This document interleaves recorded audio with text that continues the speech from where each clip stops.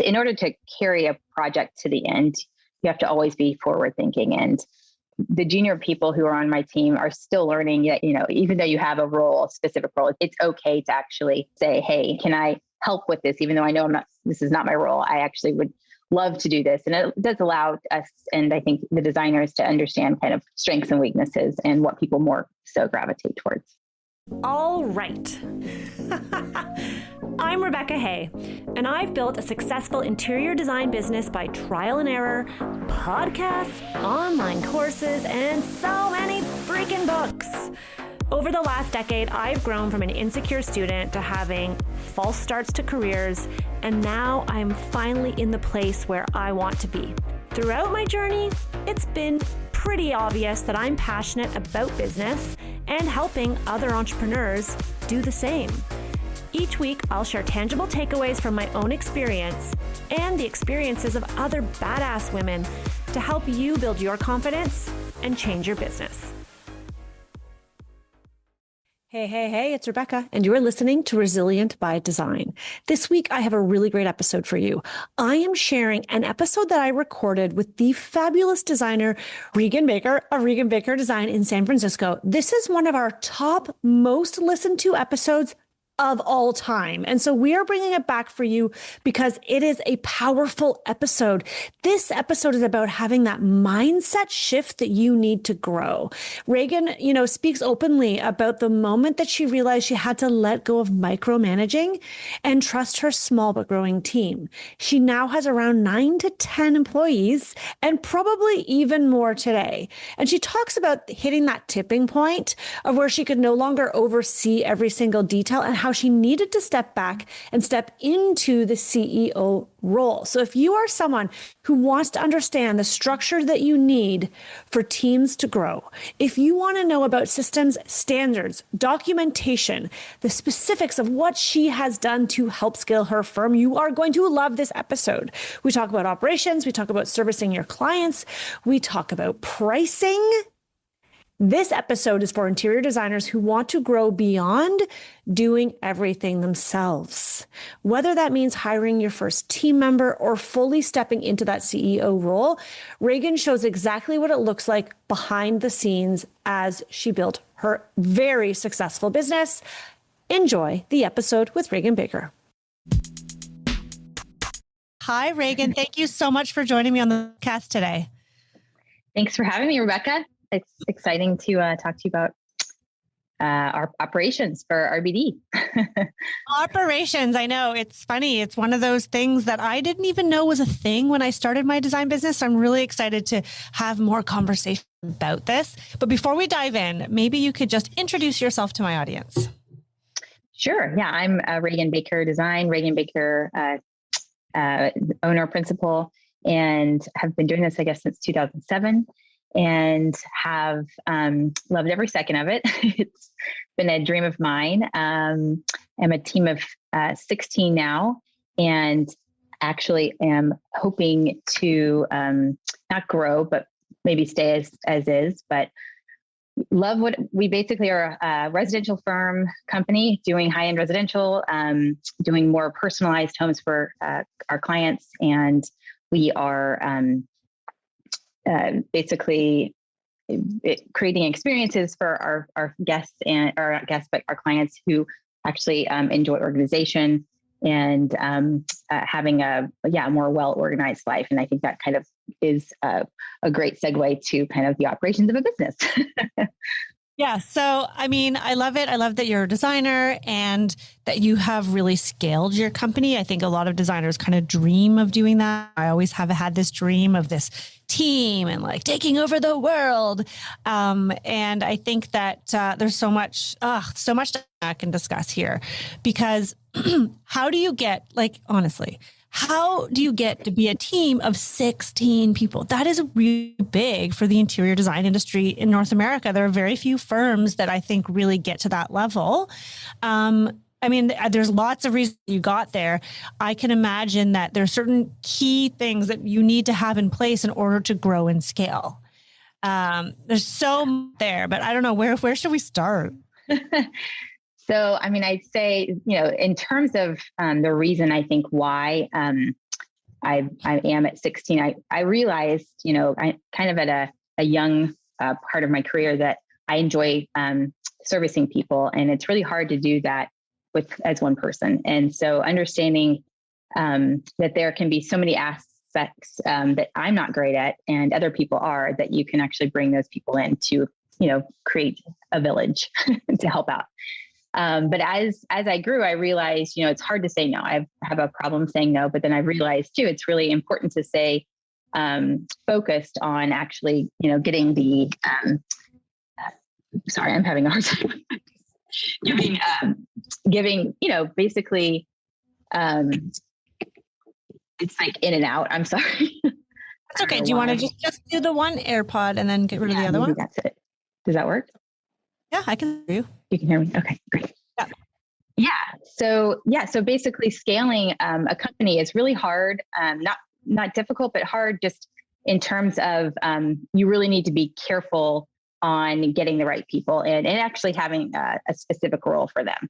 Sometimes, I think when we were smaller though, it is great to be able to have so many people who actually can take on roles, multiple roles, and actually learn how to actually, push a project forward. But when you want to scale, it actually is important to actually have more designated specific roles, and at least more of a review process and system so that mistakes don't happen. And then as the owner, I feel very comfortable and confident that things are being taken care of because I am reviewing every presentation and I go to every meeting still.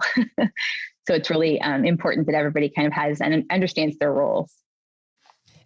So many questions. Oh my gosh. Okay, where do I start? So let's start at the beginning. And then I've got questions of where you're at now and what that looks like. Like, what does that organization look like? But when you were starting out, because I know for me, it's one thing to have a couple people, right? And everyone's kind of helping you in many hats. And then you start to grow and it becomes clear that you actually need people who are skilled in just a specific area, not necessarily a jack of all trades design assistant. And so I'm wondering if you had that experience and at what point in your growth was most challenging for you as the business owner. Was it bringing on your first hire? Was it moving from like 5 to 6? Is there at some point in your growth that you found it, oh shoot, this is kind of challenging and I need to sort of restructure things? Yeah. So probably I would say after 9-10 people, I think it becomes a different company, and meaning, you do have to make sure you're organized enough and, processes enough. I think if we felt that probably the growing pains of that, just because, you really you need to know how scaling and how, I guess, let's start over. I'm just really having you sound start over. Yeah. Do what? Yeah. Well, you sound great. Okay. So just the scaling. So like, what is that, Well, I think your question was like, what was it that really, like, when was it that actually? There's a tipping point, right? Where like, oh shoot, I have to kind of let go. Or reorganize, or was it all the time? Or I don't know. I'm just so curious. I think the hardest part, was 9-10 people when I realized I needed to let go more. And I think as a person who controls, likes to control things. I knew I needed to basically let people do their jobs. Otherwise I couldn't do a great job anymore. And nor my company could scale at what I was wanting to do and actually trying to achieve by allowing designers to have autonomy and being able to, run the show and not actually have me, look down in every single detail to give them the actual, the actual confidence to be able to, run their own team. And I think, during the pandemic, we were working away, all, from remotely. And it was really difficult because we were a team, a smaller team then, or actually we're growing actually. And when we were in the office, it was easy to just like pull people, from each team or anybody just to say, hey, can you work on this? Hey, can you work on this? And when you're remote, it's so much harder. And so we actually restructured the office and did a team R, a B, and a D, because that was the only way for me for everybody and myself to feel comfortable that, I'm a huge efficiency person. I want things to be efficient, and I think that's when everybody gets frustrated, is whenever they feel like they're having to redo work that they didn't know they needed to, or, it's such a fast-paced environment. So, as long as people have the correct tools necessary, like, understanding the process, it really is important for people to, just go and deliver. And if you don't have, dedicated people on specific teams, and you're not able to actually maneuver that quickly, then it was a reason for me to actually restructure the office and actually have a senior designer kind of running each team, so that they felt they could actually have that control rather than me having to. Right. So almost like 3 mini companies in the bigger company. Wow. Yeah. Wow. So I guess, what does that organizational chart look like right now? So you've got 3 teams now, and there's a senior designer in charge of each team. And then what is the makeup of that team? So we have a senior designer, and then we have an intermediate designer, and then we have a junior designer. And then above that, currently we have like a design manager. They aren't, we kind of share design managers. So design manager would be on like 2 of the teams, 2 of the 3 teams, and another design manager is either on one team, or they're helping, with like the services portion of the actual part of our project and services. So basically we have, our furniture, products, designing side, and then we have our service side that we're billing for. And so they're in charge, like the design managers are actually in charge of the services and making sure that we're keeping up and billing correctly, and staying on top of our estimates. And then we have basically the senior designer, who's actually in charge of the budgets for the furniture and accessories portion of the project. Oh my gosh, it's quite the organization. So at what point did you realize you needed a design manager? I think this is really interesting, because I've toyed with this idea for my own company, like design manager, like this sounds interesting, because it sounds like that be the role of most designers in their own firm, right? Like you were the design manager, and so now you've had to give up some control to this person, these people. So yeah, I guess that's true. I think it's more when you begin to feel you aren't servicing the client well enough, meaning you're not staying ahead of communications, you're not in the details and the weeds. I'm not going to, site meetings all the time. I don't have time to. And so a lot of that's the design managers, they are making sure the client, they're kind of like a client advocate. So they're making sure the client's actually being serviced well on all fronts. But if they have the construction background, which one of our design managers does not, and one of them does. So they help out with the construction, like more of the larger projects that actually have the construction administration side. Although I would say every one of our projects have construction administration role. But that's their job, is just to make sure that and I think whenever I felt that was slipping, because that's something that's really important to me.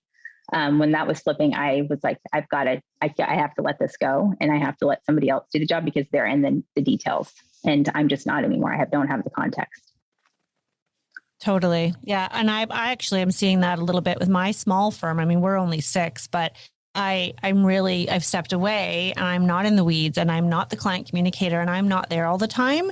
And so we finally just hired a senior designer who's going to be kind of like design manager and senior, who's able to ensure and hold the other designers accountable, because I'm just doing a good job of it anymore, because I'm exactly right. I'm stretched so thin. I have other businesses. I have the podcast. I have my coaching business now. We're just launching into some like estate investment. And so I just don't have the time, or really the desire, to be quite honest, to be that one who is that primary communication with the client. And I think anyone listening to this, it's really powerful, because I think oftentimes entrepreneurs are nervous to give up control, like you said, because maybe your name is, maybe you're the face on the door. Your name is on the door. Maybe you're the person doing the intake of the clients. Maybe you're, it's a connection you have with the client initially. And so I think entrepreneurs are afraid that if they remove themselves from the equation, that they're not going to get the business, that their clients won't be happy. But I think your proof, the proof is in the pudding. I think it's a true testament to show you can be successful and not be micromanaging all the details. Yeah. Definitely. Yeah. And I think because we have a great system in place, we have, we've gone through the process when we were 5, 6, of actually putting in place construction document standards. We have like Crystal, who's on my team, who she's really in charge of like those standards. And she is the one who will help review, all of the construction documents just to make sure that they are, kind of a quality control person who really understands what the vision that we're trying to do, because communicating on paper is actually very important because it's contractual. And so anything that is wrong or deviates from that, then either we didn't communicate it correctly or the contractor has done something incorrect. And so it's a really important, it's a huge communication tool because it sets expectations. And I think a lot of the times designers who don't have or don't think that technical drawings are actually really important, it actually is like the most important thing, because it allows, number one, it allows record keeping. So you really need to make sure you're keeping up with those records as you go and you change things on site, because every day you're changing things, something comes up on site, so you have to come back and redesign it. But all of those have to be meeting minutes, record keeping. And even though, clients don't understand sometimes why it takes so much time to do that kind of stuff, it actually is the most important, because it allows you to service them better. And it's the only way to actually remember, because we're so busy and we don't have one project. It's really important to make sure you've got, a reason to understand where you got to where you are, because you will always go back and say, oh crap, we've already been down this road before. But if you have good record keeping, then you actually have a place to land always. And it's like the most important. So, but yeah, standards and all of that is like the most important part of the process, and good record keeping is huge. I love hearing you say that, because I was literally talking to my team this week and I was like, you need to type up your site notes every time you're on site, so that we know, like, there's all kinds of verbal communication that happen, especially since I'm under the one on site. I mean, I'll go from time to time. And then I heard myself and I was thinking, I'm like, is it realistic to expect them to type up these site notes? Maybe I'm asking too much. So hearing you say that, I'm like, no, we have to stick to it. Got to stick to it. It's so important. It really is. And even though clients and contractors don't actually probably review it, it's your record, and you can say, no, I sent this to you. And it's still important to actually have those conversations on the phone, and making sure that everybody's still aware and being team players. But it really is important to actually get that in writing, because it just allows you to actually move a project forward instead of going back all the time saying, what did we talk about? Yeah.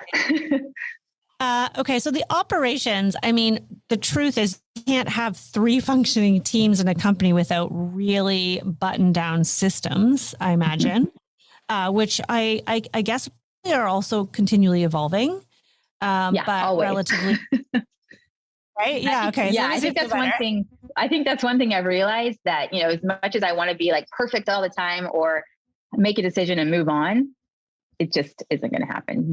They're always evolving. And I think just, people are different. The way people process things, we're all human. We are different. And if one thing works well for one person and then you get somebody new on the team and that creates a different dynamic, you have to kind of understand. It's definitely important to keep the processes in place, but sometimes you have to realize that some teams are, different. Like I have a senior designer who is more of a very great designer, but also very great at project management.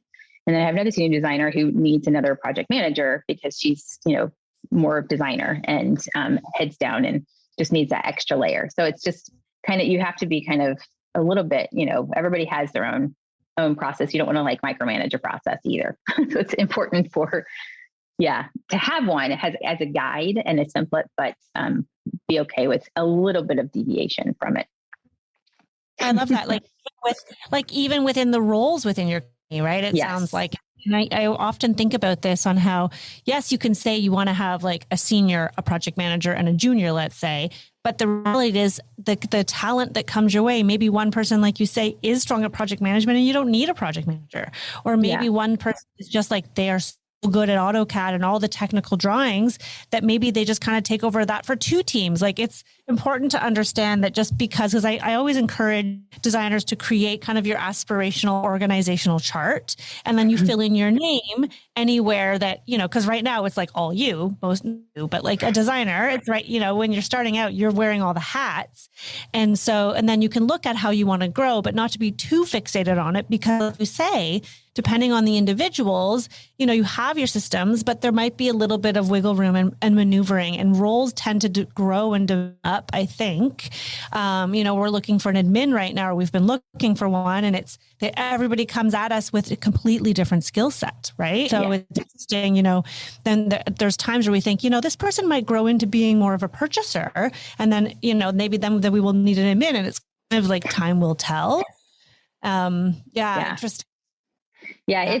It's juggling of that is always difficult. But I think one thing I always do is encourage people to bring their, in order to carry a project to the end, you have to always be forward thinking. And, the junior people who are on my team are still learning that, what they do is very important, but also even being a little bit more proactive about things. Not that you would be stepping on anyone's toes, but even just saying, hey, have you thought of this?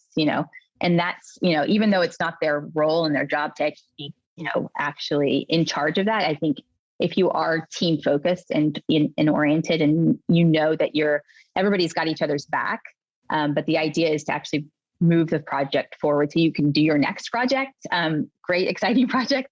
It's just important to, even though you have a specific role, it's okay to actually, ask or say, hey, and suggest, hey, can I help with this? Even though I know this is not my role, I actually would love to do this. And it does allow us, and I think the designers, to understand kind of strengths and weaknesses and what people more so gravitate towards.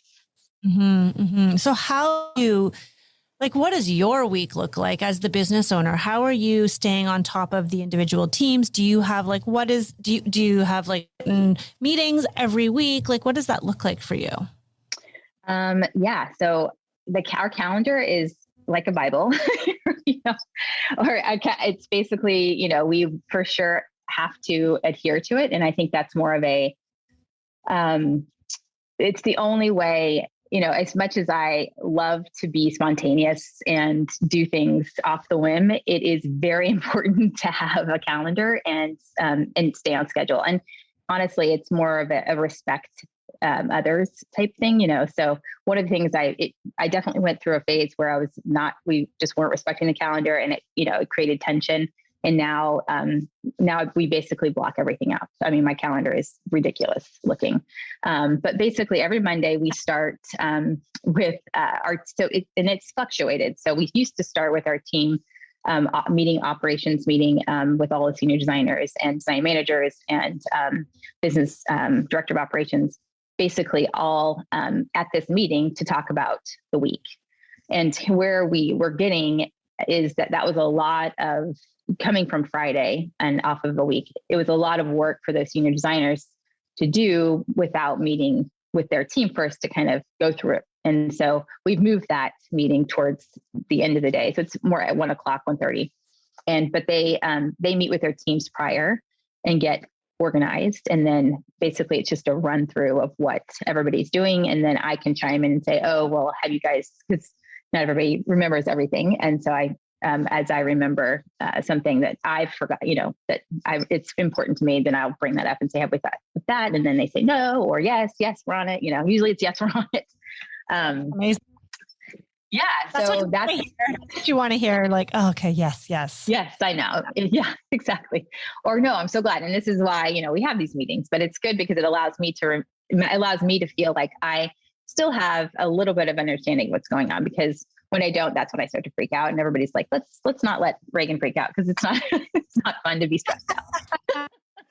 That's so nice. Yeah. So Mondays are basically all kind of internal. We don't schedule anything else unless it's absolutely dire. We've got installations and we've got, a meeting for that, but it's kind of like a sacred thing. Do not touch Mondays. Tuesdays are kind of an overflow. So basically if you don't get anything to Monday, then that's bumped to Tuesday. And then I have, we've actually just recently done this, and I think it's the smartest thing. We should have done this a long time ago, but we are blocking lunch now. So it's not that it's mandatory to take it, but it is there. And now I can schedule. I feel like I have control of my calendar a little bit, so I can schedule a lunch with somebody I want to, or I can take somebody to lunch at the office. So that's been a huge help for me, just because I will work until 10 o'clock every night if I have to, but not stop. Yeah. I think that is such a good lesson because I think all of us as business owners, I mean, I get the day, like I look on Mondays at my calendar and I'm like, deep breath, Rebecca. I mean, I have my own calendar, but everyone else is wanting a me, or I have committed something or whatever. And I try to put in a buffer of half an hour for lunch. But what happens, and I just do that for myself, I haven't told the team to do it, but invariably, like something just runs right through it. Like it bulldozes right through my lunch, right? It's like it's the best intentions, but if I don't honor that, I love that. Do you block an hour for lunch every day? An hour. Yeah. Yeah, that's a great idea. Yeah. It's the best thing I've ever done. I will say it's time and time again. It's like, why haven't we been doing this? And I think it's, when you're smaller, like yourself, it is hard because you don't have enough time in the day to get stuff done. And so you're like not eating today, or I'm just going to eat at my desk. But I think one thing that is hurt us is like, a lot of people, it's an expectation then you're setting for your team members, and you don't want that. I mean, that's just you, and not everybody's like that. Everybody really, it is healthy to take a break. And so I think with you doing that and actually setting that expectation, it'll actually trickles down and people understand, okay, I don't have to sit at my desk. I can actually go out. Because a lot of people are like, are we allowed to actually take a lunch? And I'm like, that's bad. The fact that people actually have to ask, they like, no. Yes, I'm just, this way. But I think it does say a lot. So that's why I was like, this actually wasn't my idea. It was my business operations girl. She was like, let's just block it. I'm like, okay.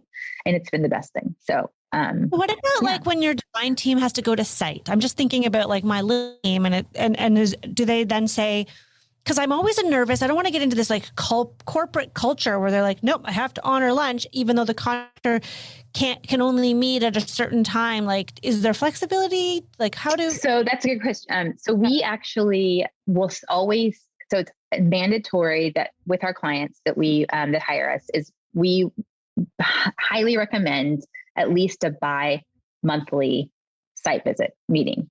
And it's depending on it, usually gets, it's weekly, kind of depending on the size of the project. And the reason for that is even though you don't think you need it, you always will go there and something comes up. And it's actually good because then you can tackle it now instead of later. And we actually have a project because of the pandemic. We didn't go at first, and so it became this thing of like, oh, we can just do this on the phone. And now it's like, no, you just can't, you just have to go. So it has been a huge learning lesson and a great reminder of scheduled site visits, because it actually will happen no matter what. It's actually the best and the most important thing. So, and it allows you to schedule around it, or your team to schedule around it. So it's like Tuesdays, we have an opening, or Tuesdays, no, we have this person in this site meeting. So we need to make it on Thursdays or Fridays. We try not to do any site meetings or meetings in general on Fridays because it's always, crazy at the end. But we do a lot as well. So it just, kind of just depends. But site meetings, yes. Schedule. Yeah, no, I think these are really great tips. I think scheduling in general is like the big theme in my head for 2022. Planning ahead and like blocking your calendar early. I just finished this book called The One Thing, and he talks about like when you sit down, the first thing you should book is your time off. Like in life, like schedule. Oh my gosh. Yes. I've learned this. Yeah. I'm like, we've got to do this. We have to plan our life for the year. It sounds so crazy, but if you don't do it, then you don't do it. Exactly. It's so true. Yep. I know. Yeah. It's very important. It's the same thing. So you mentioned you had something like an operations. Maybe tell me a little bit about like your organization structure. I know you have 3 design teams, but what else do you have? Like, obviously there's lots of people. How are they supporting you? I'm always so fascinated about organizing, especially like our industry. Yeah. So my first hire was my bookkeeper, who has been with me since 2012, and she's amazing. She's kind of the mother hen. So she kind of does a lot of the, I think we're actually going to try and get her more help though, because she's like one of those people that really wants to help all the time and help everyone out. But she basically she's more of like the office admin. She has a helper that also helps with the office. And then I have a directors of operations, Allie, who's also a project manager. So she kind of helps out And she was actually a client. So we actually, we did. Oh my gosh, I want to talk about that. I saw that in your I've got description. a lot of them. Yeah. I have one. So we'll talk about that. I have only one. I have one person who was a client of mine who's now working with me as my director of operations. Yeah. So I've heard of anyone else having this situation. So I'm so excited for you to tell it. Yeah. So so in 2014, I did Showcase, and that's how she found me. And it was one of those things where at the very end, she was like, she was working at Facebook, and she was like, I am pregnant. And she knew she was taking some time off. And she's like, I don't want this to end. And I think I can help you. And I was like, this is something that probably wouldn't have happened, or I would have thought of for another like 10 years. And I was like, but usually I'm a very serendipitous person. If somebody's presenting a situation, I'm like, well, I don't have to pay myself. I will just pay them, because I actually think this is a great idea. You take it. It's a risk. It's a leap of faith, but I think it always ends up, well, if it feels good. And so I actually had a business consultant actually interview her, and he was like, yes, you guys are definitely yin and yang, and you should hire her. So hired her. And then from there, she helped me. She actually grew a company at Facebook.org. And so she knew how to actually scale a company, which has been the most valuable thing that she has helped me, because she's made me think, because it's easy to go just hire, right? And so she's like, no, you really need to, make sure you don't hire too fast. We can do this. We're small, but we're mighty, And so understanding, that the size of your firm that you want to be is actually really important. And the size that you don't want to be, because it allows you to set goals and understand, where you're trying to, and what you're trying to achieve. I always have thought that, so anyways, going back to its structure, she's director of operations. And then I've hired another client who is also going to help out on the business development and operations side as well. And she worked at Google. She actually was a friend of my husband's, but we've done 2 of her homes. And when I met her, I was like, I was asking my husband, do you actually think she'd ever leave Google and work for RBD? I never said anything to her. And then she approached me, and I was just like, yes.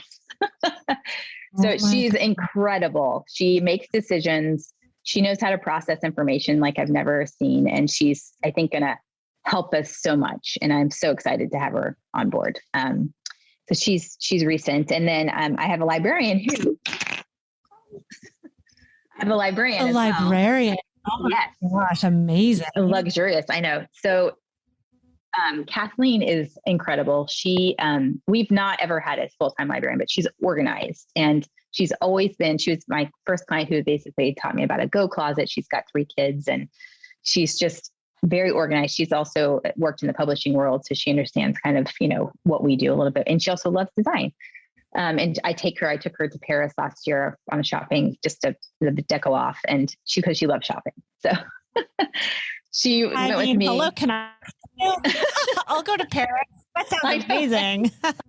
Yeah. So, and she's pitched the idea of kind of, helping out. And we were like, do you want to help organize our library? And so she's part-time, but she does that. And I mean, everybody loves her. I mean, she's so helpful, and she's, been in the working, field, and she's just professional. She knows how to execute. She knows how to, actually delegate work, or understand if she should or should not be doing something somebody is asking her to do, So it's actually been huge, because it's how you need a sample and you need it tomorrow, and I can't find it, So the librarian her role has been, it's kind of crazy, but it's like a very important role. So I have that. And then I have, and I just recently, so we have a brand design manager. So she is in charge of all of our PR, social media, which is, we actually hired somebody who we consult with on social media for Instagram. It's just not Instagram. Yeah, Instagram. So hard to keep on top of everything. And, it's hard for me to share. Because I'm a perfectionist, and I like to make sure everything's perfect. Most designers struggle with that. It's like trying to make it so perfect. And it's like 3 weeks later, one post out. Exactly. Right? Like, oh my gosh, this is not worth it. But not worth it. It is worth it. Everything is worth it, but it's just, you need that help. And again, it's like one of those things where you just have to delegate it out and you just can't control it as much. And it's make sure your voice is there, make sure your plan. So we've got to schedule a plan of, a calendar of what posts we use later. So I can review the images and then actually review the post. But we also have a person who's also monitoring that as well. So that helps. So I'm just kind of on a periphery, just meet with them once a week. We look at brand stuff.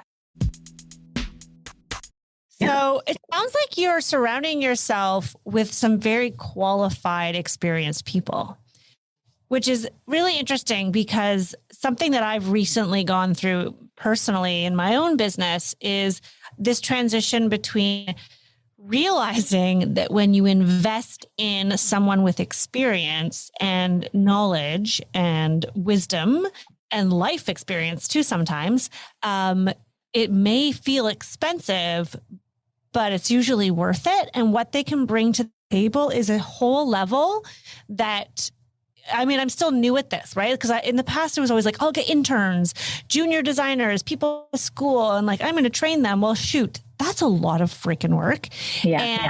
And having these crazy expectations that they are going to operate at the same level that I will with a client or with a drawing package or in a presentation. And so I felt like for the last few years, I've really been like up against the wall, feeling very frustrated with the team because it all points back at me, but maybe not right people in the right roles and having these expectations that were unrealistic given the experience level of the people in the role. Have you ever had that? Like, how did you, did you just always know you needed to hire all these like fabulous ex-Google and ex-Facebook? You just like, hello. I think I'm always intrigued with other people's expertise because even though I'm in a design arty field, in order for me to succeed and our team in my firm to succeed, I definitely think having real world experience, but also an outsized perspective, it allows, and it's in experience at a successful firm like Google and Facebook or, other places. I do think it allows a different perspective, and it also kind of keeps you different and, because you're approaching things differently, you're approaching, structure and strategy in a different way. And I think that's, I've always, it's the Purple Elephant. I don't know if you ever read the book. I can't remember. Maybe it is Purple Elephant, but basically it's like, who are you and why are you different than your competitors? And, I think that is one thing that it comes from the top down. And I think if you are embracing yourself and, hiring people who are not in our industry, it creates this, just by osmosis, a different perspective and allows you to, in a business sense, understand that this is really kind of how a successful business is run. And so, yeah, I think even though I've, these people aren't in the design industry, they appreciate the design. They either are art creators, they understand, they've been in the, magazine industry or whatnot. And they also are doing their house because they enjoy design and they love it and they appreciate it. So it's like, well, if they do, then it's like they get what we're trying to do. And they also have been through it from on the other end, so that you're allowing that experience to actually bring you can get it feedback, like it's instant feedback that you need to improve on something, And but yeah, I think it is nice to have non-junior people.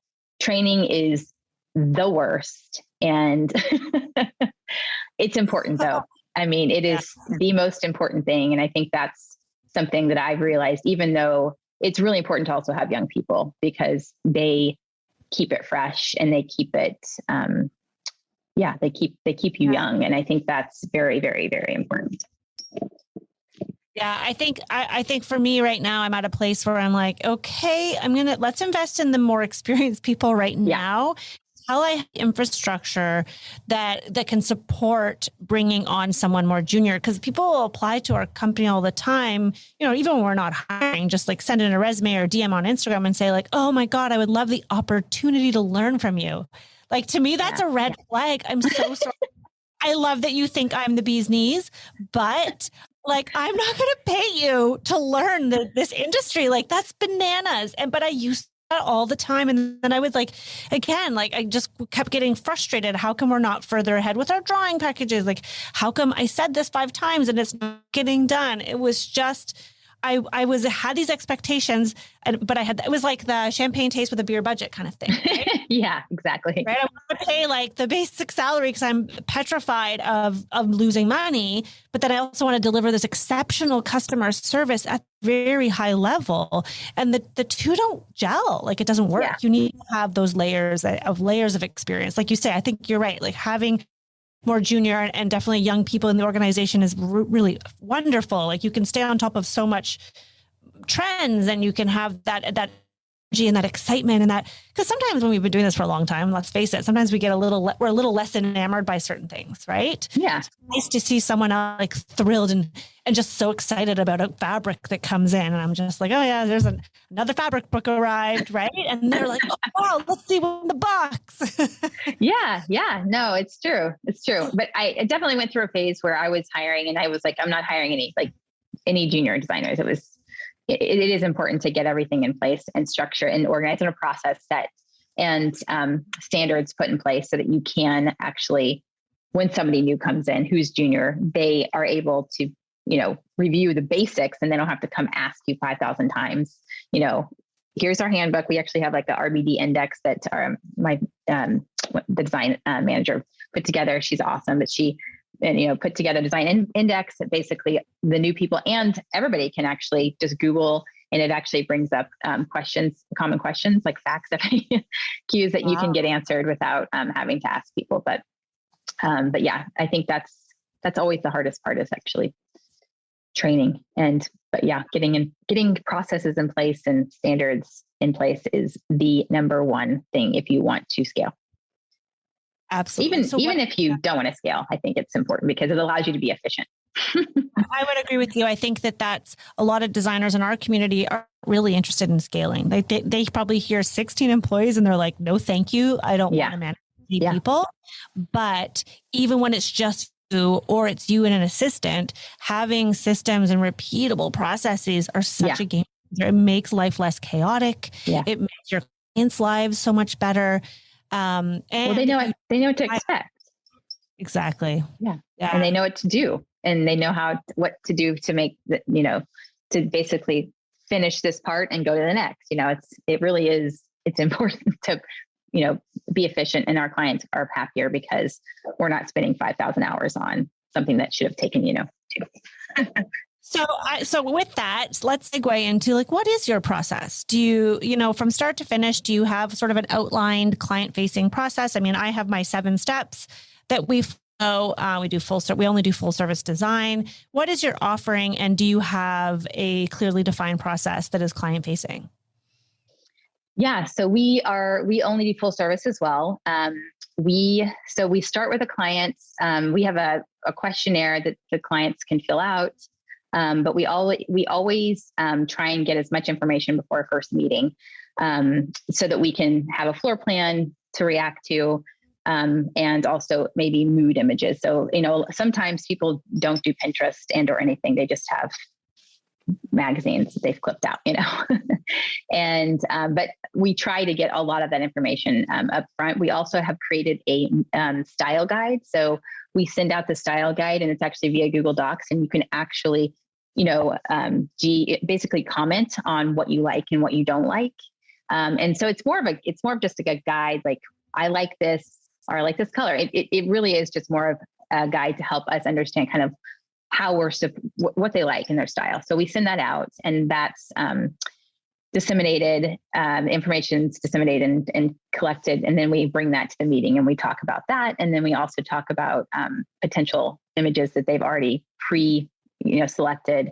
And then usually we'll put together a furniture floor plan if we're there, if not, then it'll just be strictly in, mood images to discuss. And then we'll have a programming meeting, kind of understanding how they want to use their house. And if there's any, additional items, if we're working with an architect, usually that has happened, but then we'll actually get the notes from the architect and then we definitely go much more granular than most architects.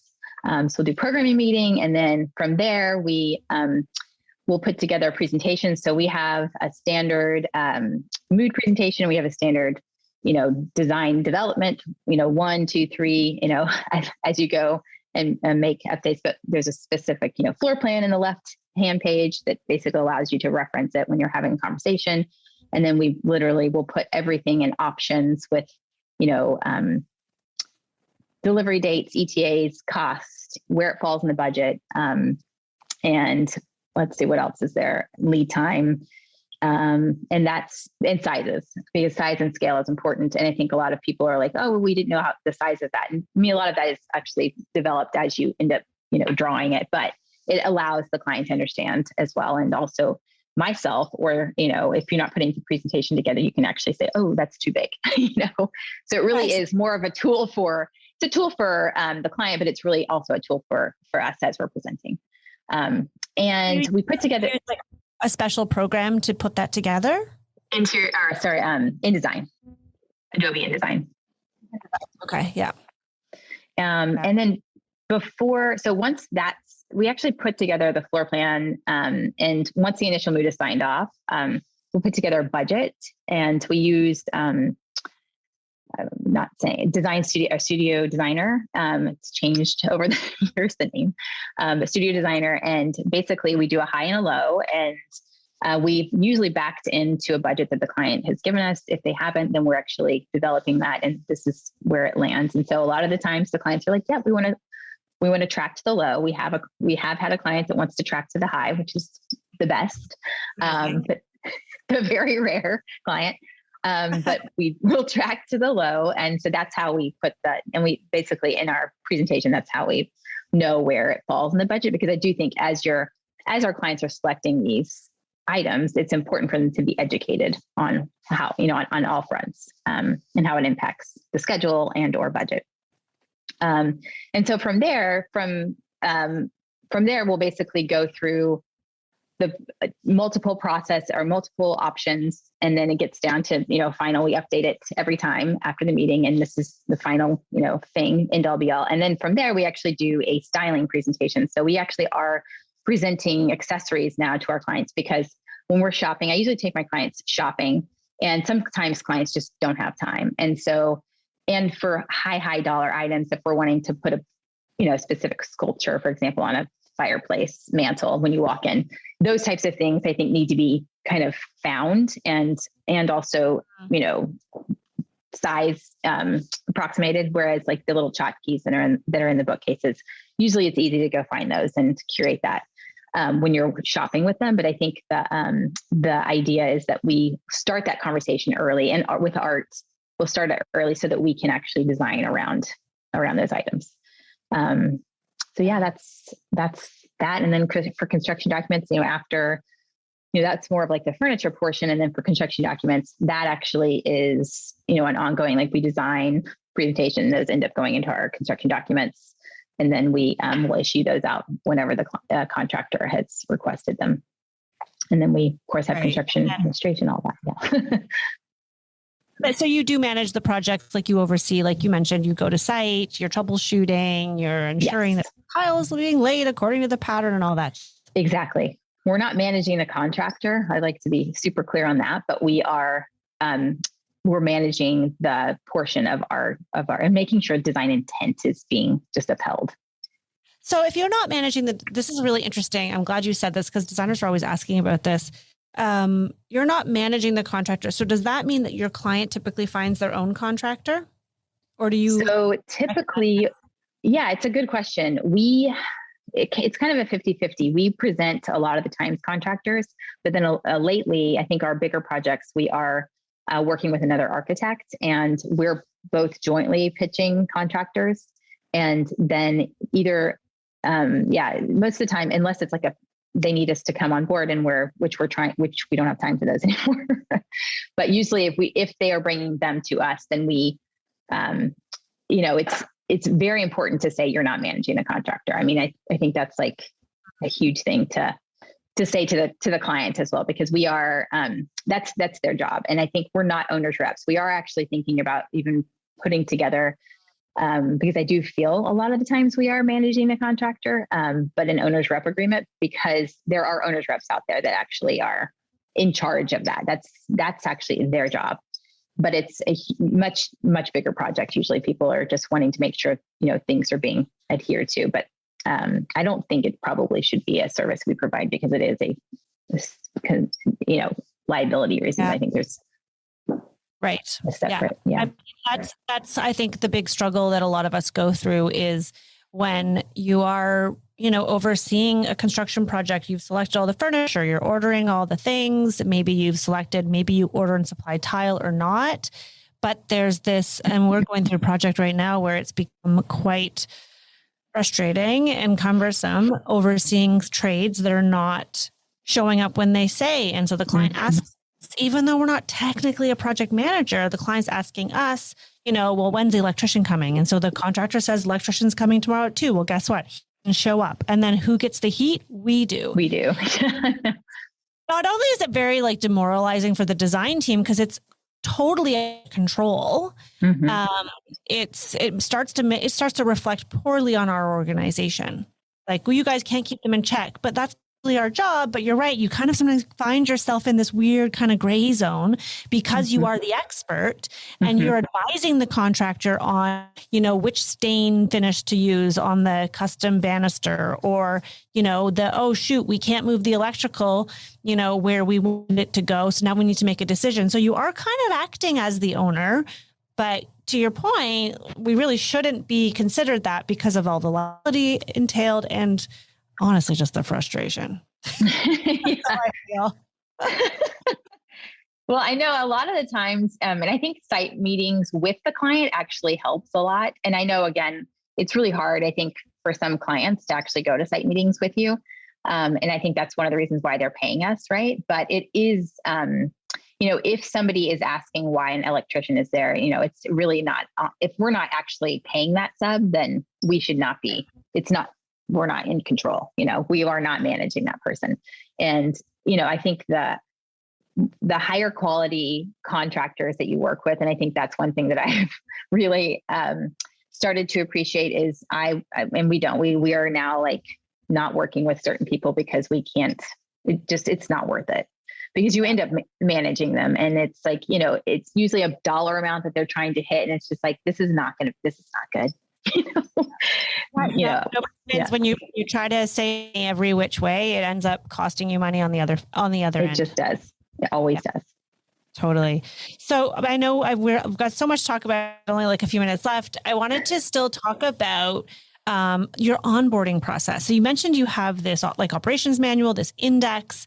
What does that look like? When a new designer starts with you, is it here, read this Bible, or how do you those are the systems I'm interested in, because I think to scale, to your point, you need a process, right? Whether or not you want to scale, you need a process, because not only does it make your client comfortable and at ease with how you do things, you look more professional, of course. You also are able to manage their expectations. Then on the flip side, for the scalability, is it helps with new hires, because they come on, they're like, oh, this is what's expected of me. This is what I can do. I'm super curious on the internal side what you've done, because for me, I feel like I've spent so much time bettering my client-facing process. And I'm now really focused in on, okay, that's working really well, like a well-oiled machine. We kind of know what to do, A, B, and C. But internal, we're still trying to configure okay, so who enters what data when, and then how does that get passed on? And how do you document that? And without too much detail, but how do you do that? Yeah. So we have a person, Crystal, who is in charge of onboarding right now. She's also in charge of our IT stuff. We actually are looking at potentially hiring somebody who is going to help with all of this onboarding.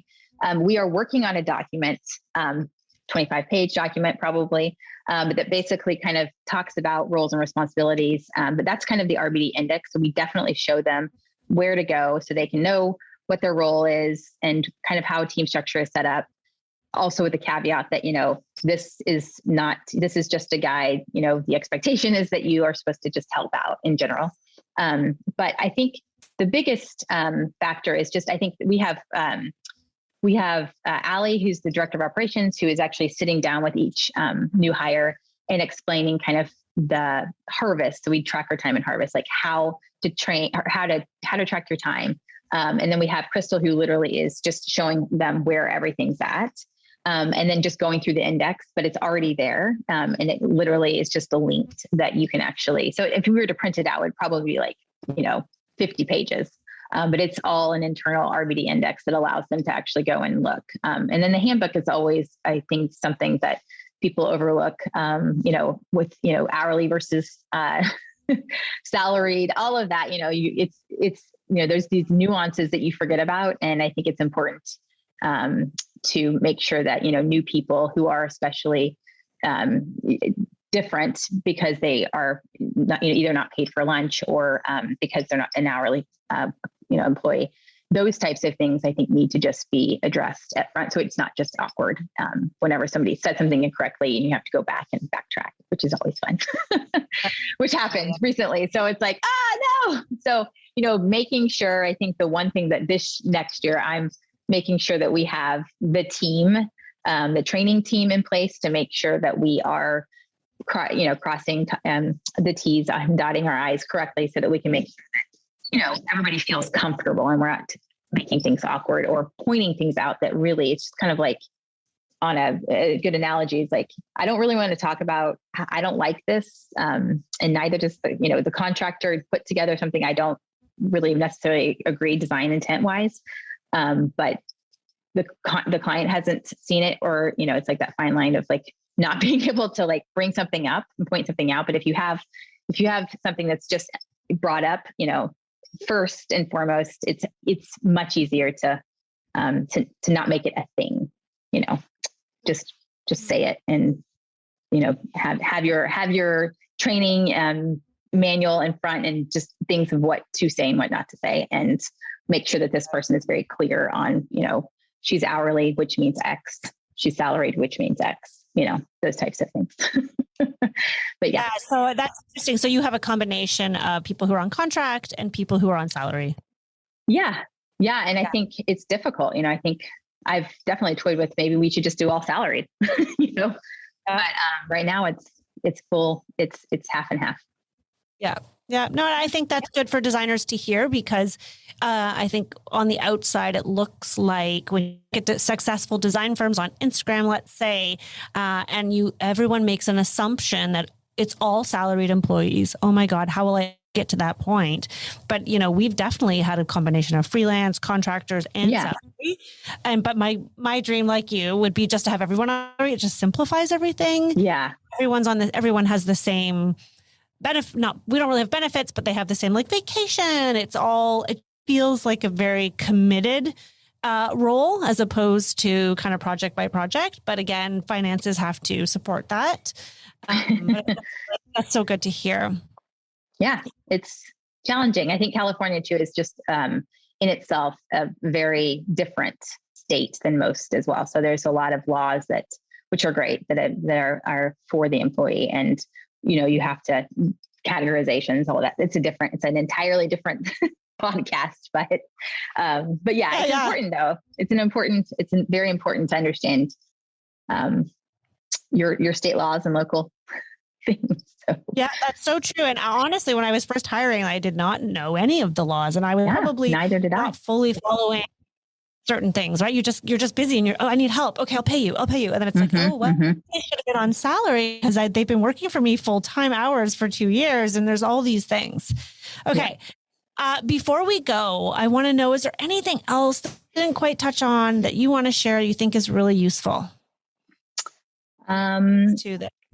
I would say that, my personal belief in running a larger business, it's medium-sized, is that I have the the passion to be a platform for, I call artists because they are artists. And I want to allow people to have my family is what I call them, to have a place for them to be successful. And I think that mindset is really important to have if you are wanting to grow and scale, because if you are, if it's just your name, you wanting to do everything, it doesn't allow people to feel like they can actually, come in and do their thing. And I think, stylistically, it is so important if you have a company to hire a senior designer with the same style. If there's anything remotely that says,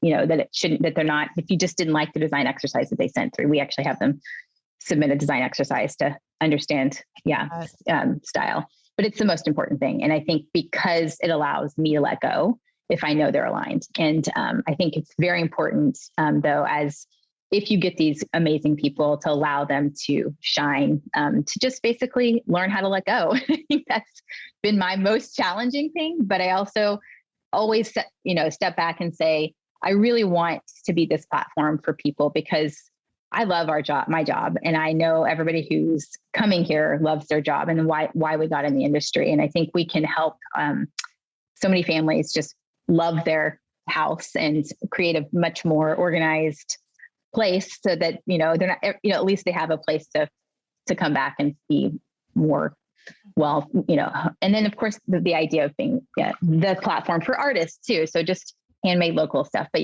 my spiel is just, awesome. I think that's where I go back. Absolutely. I mean, everybody has a need and everybody has a desire. And I think you fulfill it. It's amazing. This has been a really insightful conversation. I feel like I have so many more questions. Well, you're more than welcome to call me. Yeah, thank you. That's so sweet of you. Truly, I'm so inspired by what you've done with your company and how you've grown it. And a funny little tidbit, RBD is also what my team calls our podcast because it's Resilient by Design. Oh, that's hilarious. So we have that in common. We have a little common. Yeah. Oh my gosh, it's so phenomenal. I'm so thrilled that you came on to the podcast. Any last nugget? I feel like that was the nugget, but I have to say it just in case. I mean, I think your big nugget is you need to relinquish control and trust in your team, right? Is there anything else? Relinquish control, trust in your team, and make sure you have a process and standards in place because it will make your life easier. Have somebody, literally delegate somebody to who's changing the paper in your printer. That is the simplest thing. And example of like the smallest thing, but you need to have a role defined. So in your handbook, sorry, it's a quick question. So in your handbook, outline all the roles and what the responsibilities are? I think if somebody asks you a question, I just got through reading Run Studio Run. And so this has been inspiring as well. But if you have somebody who's asked a question of hey, there's not paper in the printer, and say, hey, can you do that? Or let's find somebody who actually, that's their job, is to make sure there's paper in the printer. So it's just those little things is, it's not that it's a handbook thing, but it's for sure, those should be thought through though, in roles and responsibilities. I mean, the smallest little things takes time, but it's the most important thing. And it will evolve over time as you grow and the roles change in the organization. When you first start out, you're changing the paper, you're clicking Staples order, you're selecting the fabric, you're meeting the client at their bougie house. You're literally wearing all the hats. But if you want to grow and have a little bit more time yourself, you need to document and decide who's going to be responsible for what. Oh my gosh, so good. Exactly. Great. Thank you. Thank you so much, Regan, for joining me today. Before we send off whatever, can you let everybody know where they can find and follow you? Yes. So Regan Baker Design is Instagram. Also reganbakerdesign.com is the website. And of course, Facebook is Regan Baker Design. Follow us there. That's we've got a lot of great behind the scenes and some great projects that we just recently photographed that we'll be sharing soon. That's fantastic. I can't wait to follow along on your journey and possibly have you back in a little while to see where your company's at, because it's just like the sky's the limit. It's awesome. Yeah, there's some fun things brewing. So we should chat more. Absolutely, for sure. All right. Thank you so much, Regan. Yeah. Well, I hope you enjoyed that episode with Regan. Wow. Every time I listen to that one again, I feel inspired. No wonder this is one of our most listened to podcast episodes. I just want to come on here to say, if this resonated, if you are a designer who is ready to get some systems in place to eliminate the chaos and really streamline the way you run your design projects and how you are running things behind the scenes, you are going to love my brand new program. We're going to share a link below in the show notes. We are excited to launch this new program next month. So please, please, please pay close attention, because this is going to be coaching like I have never offered before. Our new program is a 6-month coaching program where I'm going to dive deep with you. We're going to help you create a personalized roadmap for your business. I'm going to be there to support you. There'll be experts and an incredible community of other like-minded designers. This program is going to knock your socks off. So stay tuned. If this sounds like it's up your alley, go click on the show notes. You can find out more. See you soon.